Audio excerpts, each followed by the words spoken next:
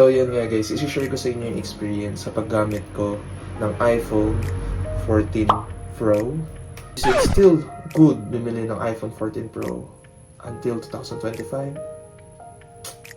Let's find out guys.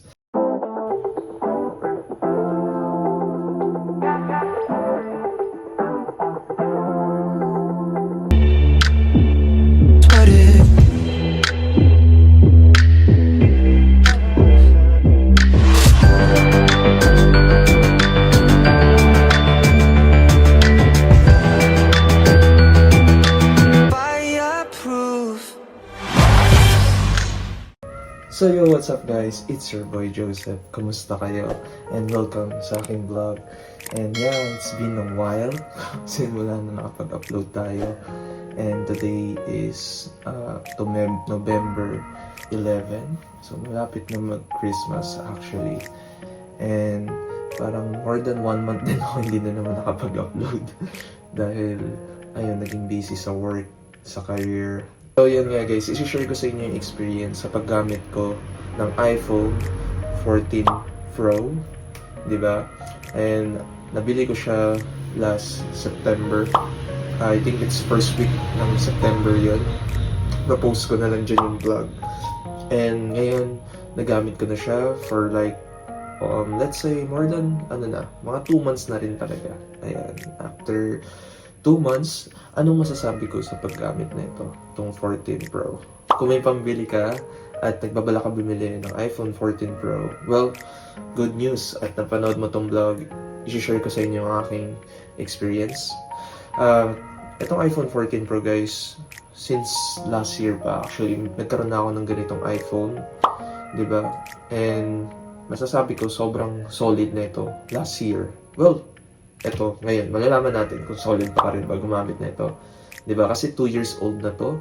It was released way back September of 2022. Diba? And ngayon guys, nag-release na si Apple ng iPhone 16 last September din. And nakapag-gamit na rin ako. Actually, kinumpare ko siya sa iPhone 16 sa may Switch. Pumunta ako na Switch. I would say the upgrade in terms of display, yung pagka-snappy niya, very the same. Kung nagbabala ka bumili ng iPhone 16, hindi ka ganun ka-techy or hindi mo naman ganun ma-maximize yung full potential or yung good features ng iPhone 16, di ba? I would say just go for this iPhone, di ba? Pero I would say the upgrade is very incremental, di ba? Sobrang baba lang in terms of display, the quality of the display, yung pagka-snappy nila, pretty much the same experience lang.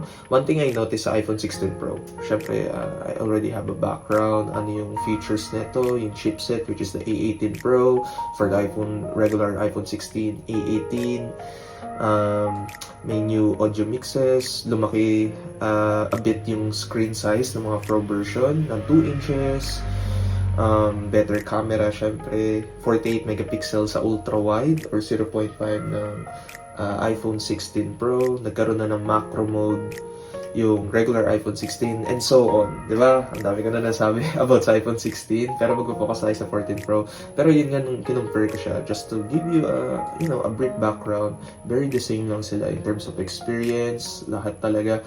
Maganda lang sa iPhone 16 Pro kung bibili kayo, no, is of course the bigger display siya, mas malaki, mas sagad din yung screen dahil mas lesser na yung bezel niya, diba? Nung nakita ko to at kinumpare ko to sa iPhone 16 Pro, medyo nalakihan lang ako sa bezel nito. Akala ko ito na isa sa pinaka-thinner borders, ayan, pero wala. Apple done it again, mas pinaliit niya pa. Diba? Sobrang nipis ng borders or bezel ng iPhone 16 Pro and Pro Max. And yeah, mas malaking screen, 6.3 and 6.9 sa Pro Max yung 6.9. Ito kasi 6.1 inch screen. So, ayan. Tsaka ang maganda lang din sa iPhone 16 Pro is yung zoom capability, mas malayo din. 25 times zoom for photo. This one is, just to let you know, 15 times zoom for photo, and video is 15 times for 16 Pro, and this one is 9.8 9 times video zoom or digital zoom. And naka 5 times telephoto na rin both 16 Pro and Pro Max, kasi before sa iPhone 15 Pro and Pro Max, yung Pro Max ng 15 lang ang may telephoto na 5 times, kasi sa 15 Pro is 3 times pa rin. And yes, you will get the Apple Intelligence as well, which is hindi pa siya fully developed or fully released, di ba? Parang pahapyaw pa lang or part pa lang ng Apple Intelligence. Sa day-to-day use ko ng iPhone 6 lang 14 Pro, I would say it's a pretty solid iPhone. Okay, that's it. Overall, solid iPhone pa rin siya. It has a 120 Hz refresh rate, dynamic island, baby, 48 main sensor or 48 megapixel, di ba? May cinematic up to 4K resolution, di ba? And nabibigay niya naman yung satisfaction na kailangan ko, na hindi mabigay ng crush ko. Wow. Paano masabi? Ba't may ganun, be? Pero yun nga, kidding aside, super snappy and reliable pa rin itong iPhone 14 Pro. Ang ganda niya pa rin gamitin in terms of photo quality, di ba? Meron pa rin naman siyang some of the newest feature ng iPhone 16 Pro. The photographic style, meron na dito kasi nagsimula yan sa iPhone 13 series, pero mas upgraded lang yung photographic style ng 16 Pro and Pro Max, or should I say the 16 series. Meron din tong Apple Pro Raw, di ba? Sa day-to-day use ko, pumapasok ako ng work sa gabi, uwi ako umaga, di ba? Night shift ako, guys, and naglalast naman siya. Like, yung battery life niya, it's not the best. Yes, it's not the best, but I can say it's good. It's better than my previous iPhone 11 Pro. Tumatagal siya, no? Siguro nakakadalawang charge ako per day. Sa 11 Pro kasi parang nakakapat na beses ako mag-charge doon. 3-4 na beses. Depende sa usage, diba? Pero, ayun, tulad nito, screen active time, ngayong, ito, November, ano na to? Sunday, kahapon. Alright, kasi ngayon Monday. Screen active time is 14 hours. Kita niyo ba? Ayan. Basta 14 hours siya. That's 1 hours and 4 minutes lang siya kinalose ko. Pero, ayun. Then the rest is 5 hours, 11 hours meron pa, no? Ayan. 5 hours. So, usually, nagagamit ko lang pala tong iPhone ko ng tuloy-tuloy. 5 to 6 hours. Kasi nga, ayun, nag-work ako. Pero pag wala akong work, sagad-sagaran to. And yes, the battery itself, it's still 100%. Ayan. Siyempre, mahalaga ako sa iPhone, guys. I know how to take care ng battery ng iPhone. Yung simpleng pag-close ng mga ganyan. Ito to. Yan, guys. Yung, tawag dito. Ito, Wi-Fi, Bluetooth. Alam nyo ba, ang tamang pag-close nito is hindi ganito. Diba? So, usually, ang kala ng tao, pag pinatay ng ganyan, ayan, quick trivia lang, is naka-off na yung iPhone mo. Yan. Yung kulay white na shaded. Pero totoo, alam nyo ba na nakabukas pa yan? And isa yan sa nakaka-affecto ng battery health. So, you have to turn it off. As you can see sa Wi-Fi, says it's on, pero not connected lang. Di ba kayo nagtataka pag movie kayo at magbubukas kayo ng iPhone, go to connect yung iPhone nyo sa Wi-Fi kasi may kakalala na siya. Di ba? Ayan, pero, ayan, na-turn up ko na, dapat ganito ang lalabas. Ayan. Hindi dapat puti. Ayan, dapat wala siyang shaded, kulay itim lang. Same goes with the Bluetooth yun. And also, we have to turn off yung background app refresh. Ayan, grabe, no? Nagturo na ako paano ko mag-preserve ng battery ng iPhone. Ayan. Turn off ko lang din to, background app refresh, kasi nakakatulong din siya mag-preserve ng battery health. Diba? So, ayan. And also, maganda dito, guys, as the newer iPhone has then, or the, should I say, the Pro series lang pala. Kasi wala yung regular iPhone, which is the always on display. So, itong always on display, kung hindi nyo alam, ayan, pindutin nyo lang to, mamamatay na siya ng ganito. Ayan, always on display. So, nagsimula to sa 14 Pro and Pro Max series. Ayan, meron pa rin. Siyempre, na-carried over siya ng 15 Pro and the 16 Pro and Pro Max nun. So yun, this is actually a good thing, no? Kung like I said, from iPhone 14 Pro to 16 Pro, the changes or the day-to-day experience is very incremental. Sobrang baba lang, guys. I would say na kung hindi sa inyo mahalaga yung audio mixes, kasi may audio mixes yung iPhone 16 series, which is kaya niyang i-reduce yung noise, yung background ng pag nag-video. Unlike this, wala siyang ganun. Yun, camera button, physical button, or camera control, wala siya nun, which is, I think it's a bit useless, di ba? Mas pabilis pa rin mag-tap ng camera. Ayan, punta ka lang, camera na yan, or kahit nga ganito na lang, ayan, di ba? Swipe lang, nasa camera ka na. Yung camera control, haptic feedback siya, and minsan parang may delay, or hindi man delay, parang nalilate lang. And, ayan, pero, ayan, kung importante sa inyo yan. Maganda lang to sa iPhone 16 Pro and Pro Max, or even the 15 Pro and 15 Pro Max, meron silang Apple ProRes lag, which is ito kasi Apple ProRes lang. Yung lag kasi, guys, pag nag-video ka doon, pale yung itsura, pero pwede mo siyang enhance after editing, or through editing, I mean. And yeah, maganda yon kung filmmaker ka, di ba? Pero kung regular casual user ka lang naman, I would say 99 or 90% of people is not gonna use that, di ba? Kasi yung video quality nito, yung standard video quality, it's still amazing, guys. Actually, kinumpare ko tong iPhone 14 Pro, yung camera nito dito sa iPad 11 Pro, actually itong gamit ko, guys. So for me, parang mas maganda pa rin ang camera nito compare dito sa pinakabagong iPad 11 Pro M4 chip. Kasi, guys, mas focus ni Apple yung cameras dito sa iPhone, even it's 2 years old, compare dito sa 11 Pro na tablet lang naman, or iPad, di ba? And wala rin, itong tablet na to, wala tong masyadong zoom, if that bothers you. Wala siyang night mode, unlike this one, it has night mode, front and back. And even the portrait mode ng iPhone 14 Pro, may night mode, guys. Actually, nagsimula yun sa 12 Pro, may night mode yung main lens, which is the 1X, may night mode siya. So, paano mo malaman kung may night mode ng iPhone 11? Or, I mean, yung iPhone mo, no? So, pupunta ka syempre sa portrait mode. Ayan. Syempre yung yung back lang. So, ito, 1X.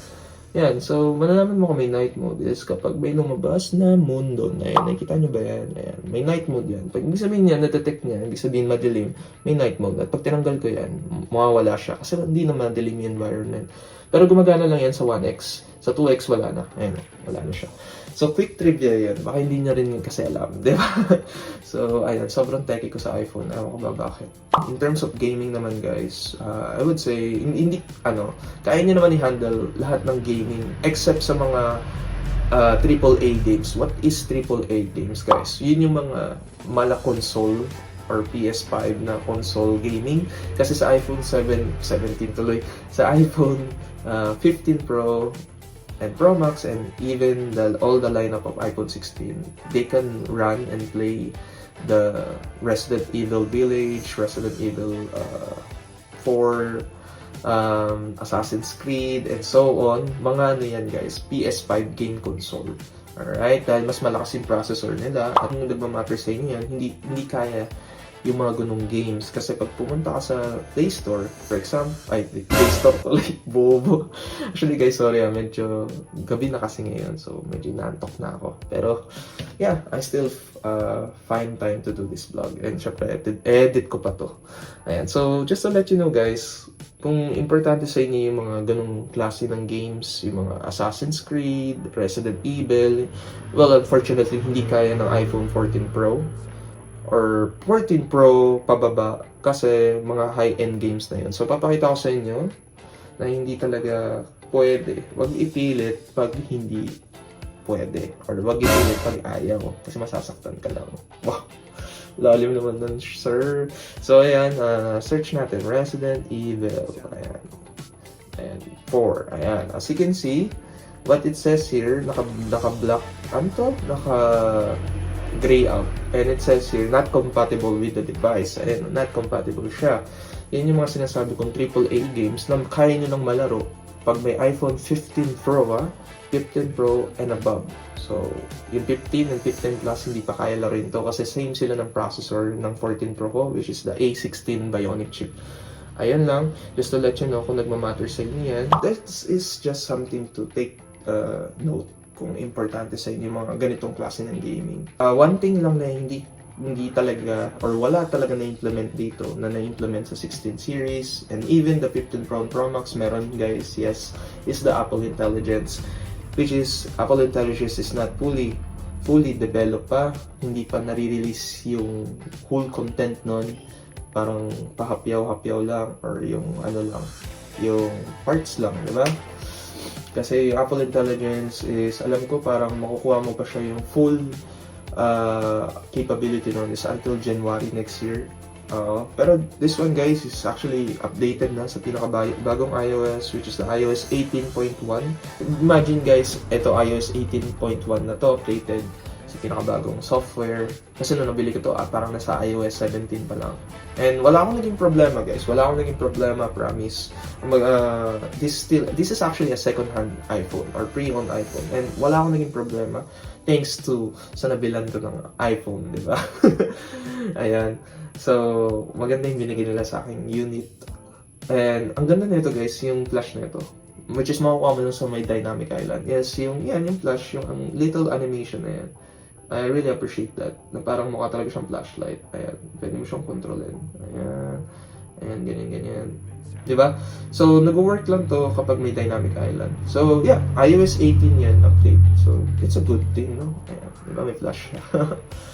Ayan lang naman. Day-to-day use, wala akong masabi. Especially kapag kukuha ako ng photo, video, ayan, papakita ko na lang sa inyo, sa CR madalas. Sobrang goods na goods to. Wala kang makukomplain. Diba?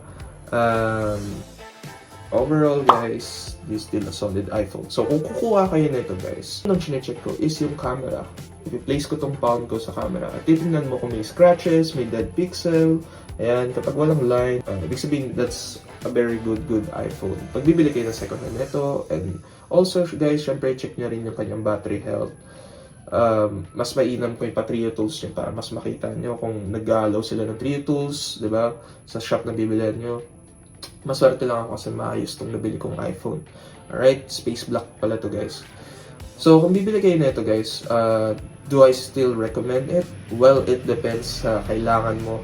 Kung hindi mo kailangan si Apple Intelligence, yung camera control, yung cinematic na may zoom capability, kasi ito walang zoom capability, then I would say go for iPhone 16 Pro kung may budget ka. Pero if you're just a casual user and you just need a very decent, or should I say above decent niya, sobrang ganda pa rin naman talaga, diba? A great photo quality, go for iPhone 14 Pro. Alright, I'm not going to stop you kung bibili ka nito, go for it. The lowest price you can get this iPhone 14 Pro is ranging from 28,000 to 41,000. Diskarte kung paano kayo makakabili or makakatipid ng iPhone 14 Pro. Do I recommend bumili sa marketplace? Siguro medyo doubt ako doon kasi mahirap na dahil sa tao yun. Paano kung may hidden issues, hindi mo na may balik, tinakbuhan ka. Diba? Wag naman sana, pero just be realistic. So, I don't recommend na bumili kayo ng ganitong iPhone, ng ganitong iPhone sa marketplace. Kasi may nakita ako 28,000, 31, 32.